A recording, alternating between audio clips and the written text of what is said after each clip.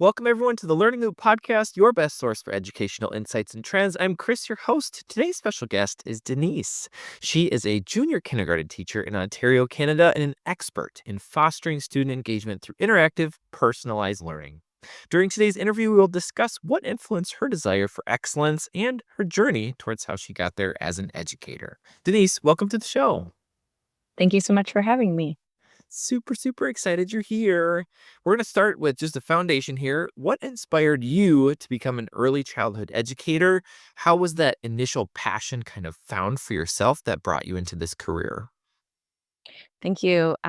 So I grew up in a really small town, and my mom ran a daycare out of my home. So I was surrounded by children. I'm the oldest grandchild. I'm the oldest daughter. So I took very naturally to that leadership role, and then I fell in love with school. I was so eager on the first day of kindergarten in my small town. I told my mom I could walk to school by myself. I didn't need any help. And I've been kind of the same way ever since, really independent and in love with education. And so I thought I was going to be a PE teacher, actually, leaving secondary school. I thought I'm going to be a PE teacher because I loved sports and I just wanted to continue in that world. And as I was working my way through university, I was reflecting back on my favorite teachers and my favorite subjects and what I really loved most out of school. I did love sports, but I could access that in many different ways in my life.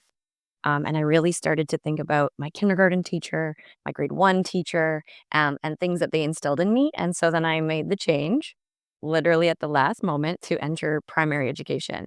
And I've loved it ever since. I've taught grade one, and then I started going younger and younger to being a junior kindergarten teacher. And I find it really powerful to learn through play. I find the children are so engaged, they're so excited to be at school, and it's a real honor to be a child's first teacher. I think you have a big impact to play in both the child's life and in the family's life of welcoming them into lifelong learning. So that's kind of been my path. For sure. And they learn so much in that first year of school. They learn what school is like. What does it mean to come and go from school? What does it mean to really learn? And it's so fun to set that foundation for them. That's amazing. I want to ask you a question about yourself as a student. I know you talked about a couple teachers that might have been in mind, but was there anything from your experience as a student that really drew you to be the teacher you are today? Yeah. So I was definitely a busy student. I'm now as a teacher, I can see myself in some of the students. I was really curious. I asked almost too many questions. And I needed to learn by doing as well. And so now I find myself looking at different children and seeing who are they as a learner and how can I reach them individually. And I also was really impacted by, I had a grade two teacher and she really took us outside. And that was really impactful of being outside in nature, in the real world and making those real world connections. And that's kind of stuck with me as a teacher. Now I take my children outside, we're connected to nature. And then we try and share that learning in the classroom as well. Like we bring the outside in and keep that curiosity going. Love that. And I love to, when you're speaking of bringing the outside in, you're also finding a balance too with how you bring in Seesaw, how you bring in other tools like that.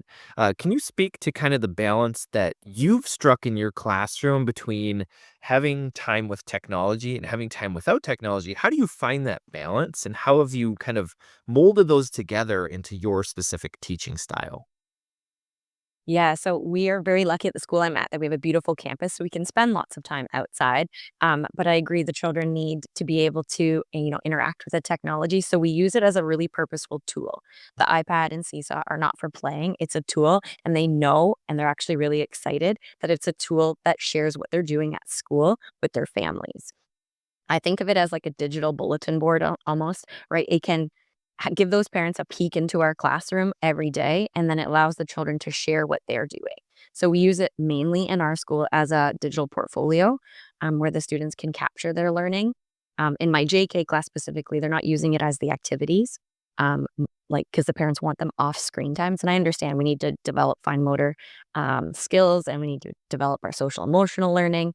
So our time on the iPads is really just to capture those moments, but we've set it up age and stage in our school because I'm the Seesaw certified educator. I'm helping my team, who then it does translate into doing activities and doing the learning on the iPad a little bit more as it becomes more age appropriate as they grow up to like our grade six.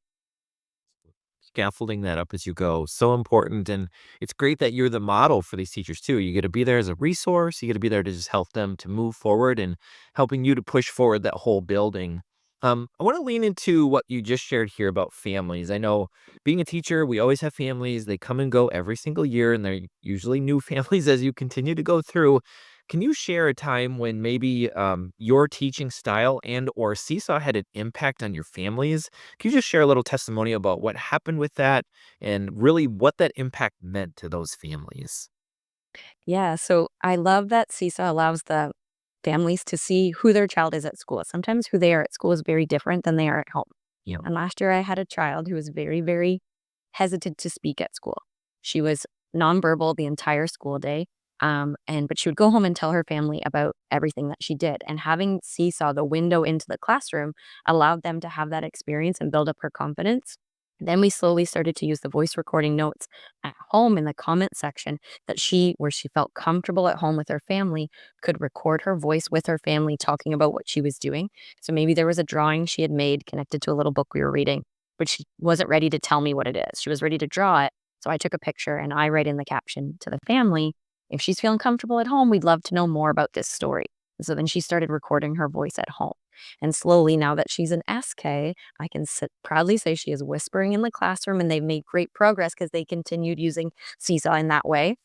And then now we're actually recording her voice at school in little whispers using headphones so her family can hear her at home now. And we're building that trust. And that was through the tool of Seesaw, of us being able to support this child who wasn't ready yet to speak at school. Well, I love that testimony. I love that story too of just the empowerment that this child has felt and how they continue to grow into the tool as they get older and as they get more comfortable and confident as themselves as a learner. I absolutely love that. You kind of spoke a little bit indirectly to kind of how you design your learning, how you design your classroom, how you really support your students in that classroom. Can you just share a little bit more of like how you design things inside of Seesaw, or how you design your classroom to really just allow students to have all these supports necessary so that they can go from like this specific student you mentioned, they can go from somebody who's maybe too shy to be able to speak to the point when they're actually flourishing and they're growing as they continue to go throughout the years. Yeah, so in our classroom, I'm lucky enough to have two teachers. So the children are familiar with asking one of us as we start the year to help document their learning. We also set up routines to document our small group learning activities so the parents can see their progress. I've been using activities so that I can see who I have documented and who I haven't. So we have an afternoon of free play called Chill Time. It's called Child Initiated Learning. They're allowed to do as they'd like. I want to make sure that I'm capturing enough of all the children. So I've set it up as a weekly activity. The activity comes up and I can see if I display it on my smart board, the little gray box of who's missing, who have I not captured that week. And it really helps me be accountable on capturing all the children. And then for their independence, we set up a Seesaw station that first is with a teacher at first during the chill time. So they can bring over things that they would like to document or share. And then we can teach them individually one-on-one how to do that. And then it becomes a free center in the afternoon. If there's a building that they're done building and they'd like to capture, they know how to use that tool now on their own. And they know it's just to take it over, capture it, or they bring things over and you can hear them. Hey, mom and dad, I just wanted to say hi. Here's a picture I colored. And it gives context to that coloring page that gets shoved in the backpack at the end of the day. You really can hear why it was important to them. So we have teacher led capturing moments. I have moments that I'm capturing to document their learning because we also use it as a digital portfolio. And we have building those individual skills. So as they get older, because I see it in the hallway, the grade one popping into the hallway after his 3D shapes activity, reflecting on it, using his voice, reflecting on the activity. I can see those skills as they grow up and how they've become so independent. Love that. I love the scaffolding that you're building into that. And I also love the chill, like that specific block of time. I think that's such a great opportunity for students to lead their own learning and to really drive themselves forward on their own and just gain that independence, even at a super young age. It's still possible to do. I have two more questions that I want to ask you here before we close up. And this first one has to do with your specific age group of students. I know some teachers struggle potentially with giving students a device and giving them the power to do something on these devices. How have you found Seesaw become a partner in you so that you can allow your students to really have that independence with this tool? What kind of things have kind of reassured you, or what impact has Seesaw had with your specific age group of students? So CISA has been really helpful, specifically with reflection. So in our program, we do the primary years program in the IB curriculum, and reflection is a huge part of that. But at 3 and 4 years old, reflecting on what you did that day, let alone that week or that unit before, can be really difficult.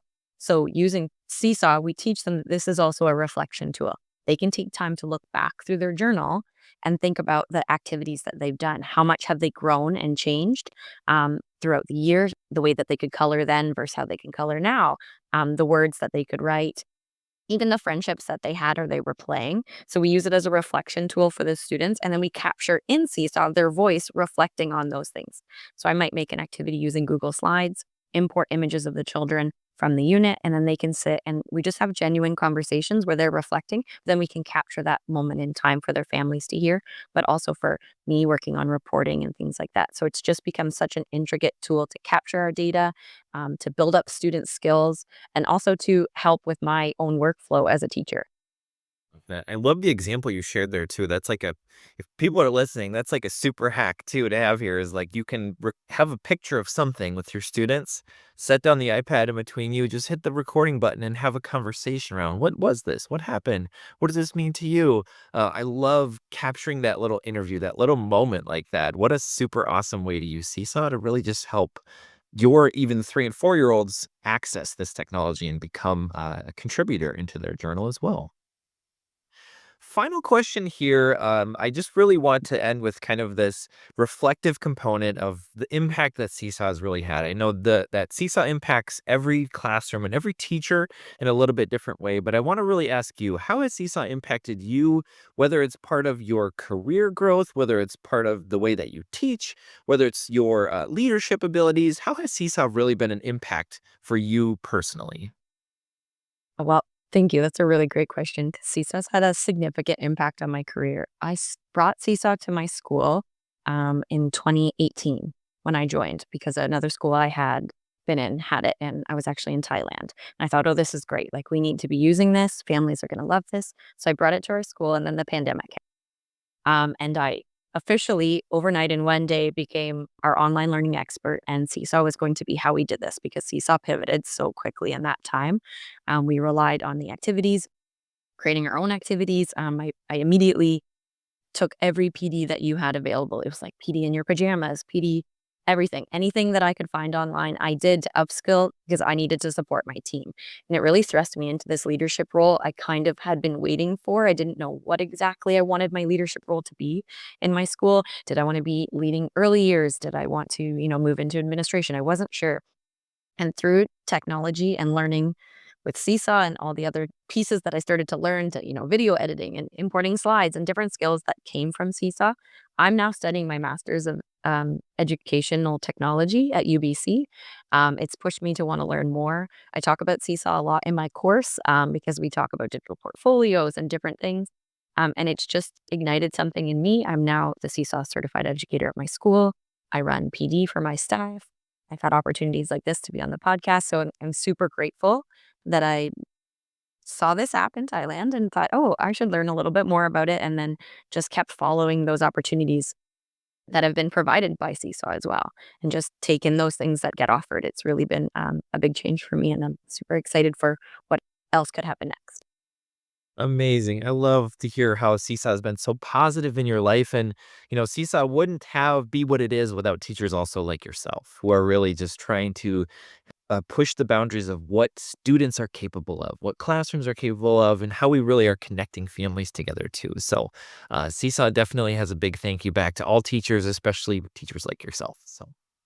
We are at time. I know we could sit here and chat about just these young learners all day long because that's where my passion truly lies. But we are going to close up the episode. Denise, I want to say thank you so much for being here. Thanks for taking time to just share about your journey, about how Seesaw's really been impactful for yourself, for your families, and for your students. It's just been such an honor to talk quickly. Thank you so much for having me. Of course. Bye bye. Bye.